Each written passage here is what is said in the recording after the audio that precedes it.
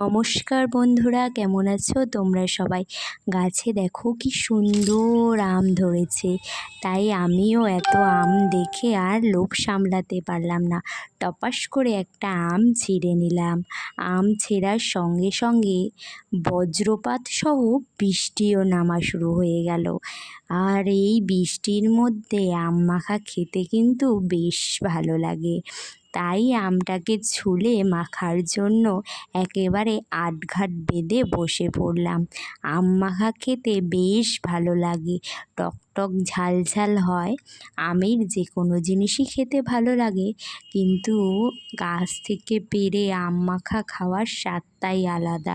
ছোটোবেলায় ঝড় হলেই বেরিয়ে পড়তাম আম কুড়োনোর জন্য, সেই ব্যাপারগুলোই আলাদা ছিল।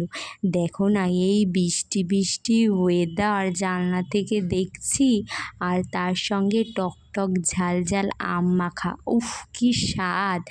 ব্যাপারটা পুরো জমে ক্ষীর হয়ে গেল। ছোটোবেলার কথা মনে পড়ে গেল। দেখা হচ্ছে পরের ভিডিওতে। Thanks for watching.